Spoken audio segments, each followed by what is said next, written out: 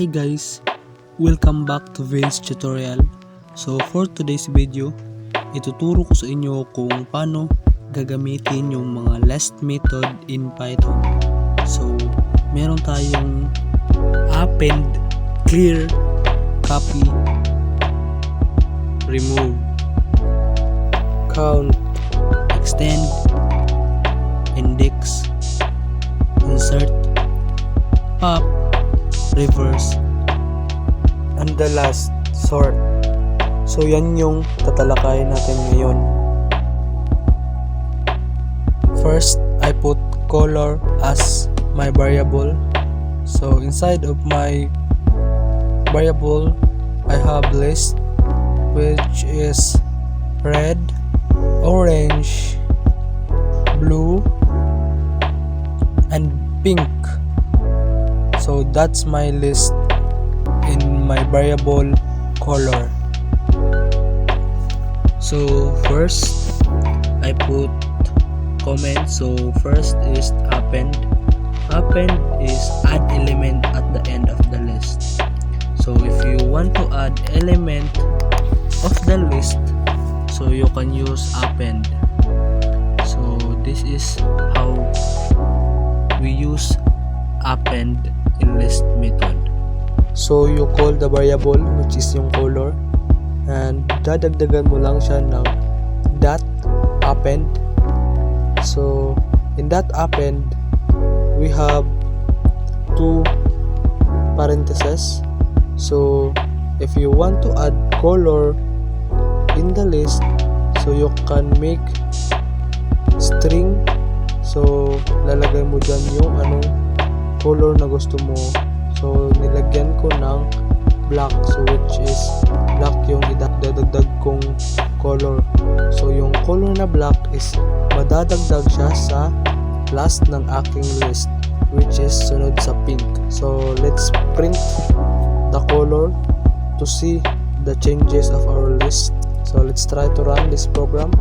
So ayan, so as you can see, the black color is dumagdag siya sa last ng ating list, which is yung kasunod ng color pink.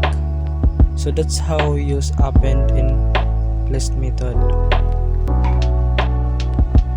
Next is clear. So simple lang yung rule ng clear dito is removes all the elements from the list. So that's the role of clear in Python. So for example, so i-clear natin yung list sa ating color.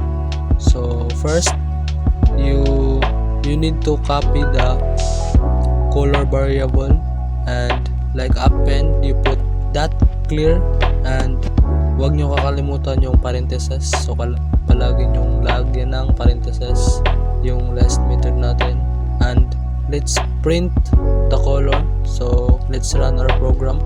So as you can see, our string is empty because ni-remove natin lahat yon, ating cleaner yung ating list method. So yan lang yung sa clear. So simple lang. Next natin is yung copy. So copy returns a copy of the list. So simply lang yung copy sa list method is ika-copy niya lang o kukopyahin niya lang yung mga nasa list method natin. So simple lang, ika-copy natin yung color list natin. So first, I put print. So ipiprint ko muna tong string na to para mas madali nating maintindihan. So I put the original color.